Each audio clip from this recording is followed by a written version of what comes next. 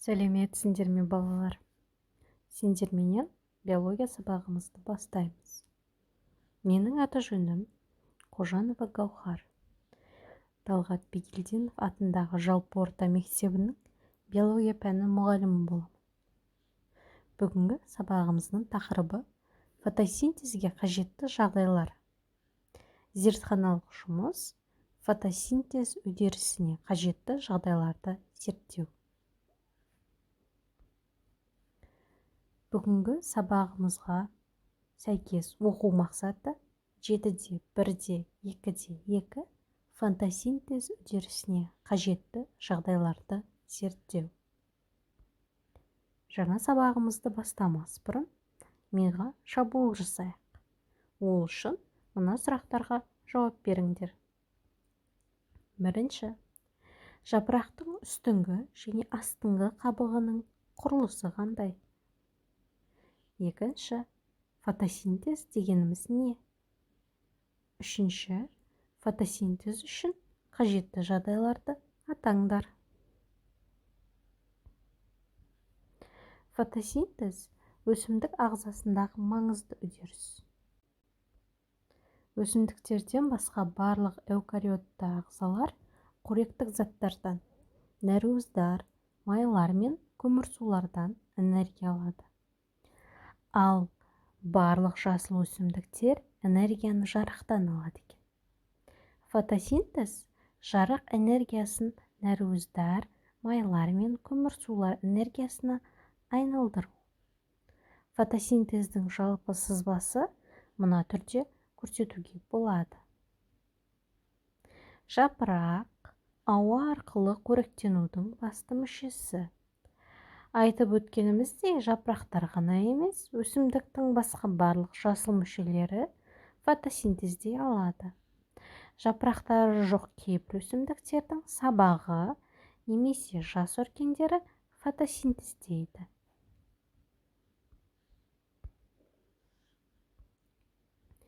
Фотосинтезге қажетті жағдайлар. Фотосинтез үдерісі үшін қандай жағдай қажет? Сызбадан өсімдік жасушасында хлоропласттарда бар хлорофилл болатыны көрініп тұр. Қоршаған ортадан су, топырақтан тамыр арқылы су мен көмірқышқыл газы, яғни жапырақ лепесткілері ауадан сіңіретін түсуі керек. Міндетті түрде қажет тағы бір жағдай жарық. Жарық энергиясы болмаса, өсімдіктің жасыл жасушаларында органикалық заттар синтезі жүрмейді екен. Хлорофилл өсімдіктерде міндетті түрде болатын жасыл пигмент. Мына суретке назарымызды аударайық. Бұл жерде жарықта жасыл жапырақтарда қанттың түзілуін көрсететін тәжірибенің суреті көрсетілген. Суреттегі бірінші, яғни біздің бөлме гүліміз аты қазтамақ деп аталынады екен, яғни бәрімізге белгілі герань гүлі. Екінші нөмірде көлденеңінен кесілген жапырақтың жұмсақ хлорофилл дәні. Үшінші, бірнеше мыңға ұлғайтылған хлорофилл дәнінің кескіні. Төртінші, күн көзіндегі жасыл жапырақ. Бесінші, тәжірибе жүргізу мақсатымен жапырақтың бір бөлігі қара қағазбен жабылады және алтыншы жапырақ түгелдей қара қағазбен жабылады. Осы тәжірибе арқылы өсімдікте фотосинтез жүретінін дәлелдей аламыз. Өсімдіктер белгілі бір сипаттамалары бар жарықты сіңіреді. Фотосинтез үшін күн жарығы қажет. Табиғи жарық кезінде фотосинтез қарқындылығы барынша жоғары болады.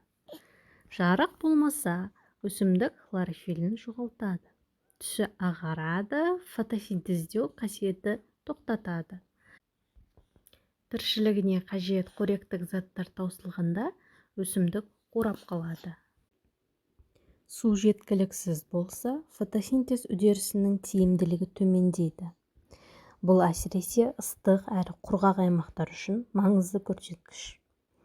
Фотосинтез үдерісі кезінде судан пайда болған көмірқышқыл газы мен сутектен өсімдікті құратын нәруыздар, майлар мен көмірсулар түзіледі. Яғни барлық өсімдік өнімдерінің құрамында фотосинтез үдерісінде болатын көміртек бар. Жануарлардың денесін түзетін барлық нәруыздар, майлар мен көмірсуларда фотосинтез үдерісі арқылы олардың ағзасына түседі. Өсімдік немесе өсімдікпен қоректенген жануарлар. Ғалымдар атмосферадағы көмірқышқыл газының құрамында кіретін барлық көміртекті жануарлардың ағзасында кемінде бір болғанын дәлелдеді. Ал енді зертханалық жұмысымызға кірісейік. Зертханалық жұмыстың тақырыбы фотосинтез үдерісіне әсер ететін факторларды зерттеу. Жұмыстың мақсаты фотосинтез үдерісіне әсер ететін факторлардың болуына көз жеткізу. Бізге қажетті құрал-жабдықтар мүмкіндігінше бір жылғы вегетативті жолмен көбейетін және мөлшері бірдей, яғни жапырақ мөлшері бірдей 2-6 дана бөлме өсімдігі. Оларға мысал ретінде қазтамақ, жебе-жапырақ және тағы басқалар жатқызуға болады. Спирт, су моншасы, йод, жарық өткізбейтін қағаз немесе қараңғы бөлме бар болса, температуралық камера және он қажет болады. Жұмыс барысы қалай өтеді? Бұл жұмысты өткізу үшін өсімдікті алдын ала әртүрлі жағдайдағы жерге қоямыз. Жарықтың әсерін көрсету үшін бір өсімдікті жарық жақсы түсетін жергілікті суарылатын жерге қоямыз. Ал екінші бір өсімдікті жапырағын жарық өткізбейтін қағазбен жабамыз, немесе қараңғы бөлмеге 1-2 аптаға қалдырамыз. Сонымен қатар жарық жақсы түсетін жеткілікті суарылатын жердегі бір өсімдікті немесе бірінші өсімдіктің бірнеше жапырағын қалың етіп ұн себуге болады. Жарық жақсы түсетін жердегі үшінші өсімдікті суық қалмайтындай етіп және қайтымсыз үдеріс жүрмеу үшін 5-10 күн бойы барынша аз суару керек. Төртінші немесе бесінші өсімдікті жарық жақсы түсетін, жақсы суарылатын, температурасы төмен, яғни +3-4 градус болатын жерде және жоғары +60-65 градустық температуралардағы камераға 3-4 күнге орналастырамыз. Келесі, әртүрлі жағдайдағы жерге қойылған өсімдік жапырақтарын хлорофилін жою үшін су моншасында спирт ерітіндісінде қыздырады. Содан кейін өсімдіктердің йодтың ерітіндісіне, яғни 10 мл суға 4-5 тамшы йодты тамызып саламыз. Фотосинтез барысында түзілген крахмал йодтың ерітіндісімен әрекеттескен кезде көкшіл немесе көк түске боялады. Әртүрлі жағдайда өсімдіктердің жапырақтарының боялу қарқындығын бақылаймыз. Алған мәліметтерімізді мына суретте көрсетілгендей етіп кесте сызып, соған толтырамыз. Ал енді мәліметтерден кейін мына сұрақтарға жауап берейік. Бірінші, неліктен крахмал мөлшері бойынша фотосинтез үдерісінің қарқындылығы туралы айтуға болады? Екінші, қандай өсімдік жапырағында мүлде крахмал жоқ болды? Үшінші, жапыраққа себілген ұн қандай табиғат құбылысының әсерін көрсетті? Төртінші, фотосинтез үдерісіне әртүрлі факторлардың әсері туралы қорытынды жасаңдар. Осы сұрақтардың жауабын маған жіберіңдер. Зертханалық жұмысты аяқтағаннан кейін сабағымызды қорытындылаймыз. Ол үшін кері байланыс ретінде аяқталмаған сөйлем әдісін таңдап алдым. Бұл жерде берілген сөйлемдерді бір сөзбенен аяқтайсыңдар. Яғни, бүгінгі сабақта мен осыны түсіндім, осыны білдім және осыған көз жеткіздім. бүгінгі сабақта қуантқан нәрсе осы зат. Мен өзімді осы үшін мақтар еттім. Маған ерекше ұнаған нәрсе, сабақтан соң маған қандай ой келді? Бүгін маған ненің сәті түсті?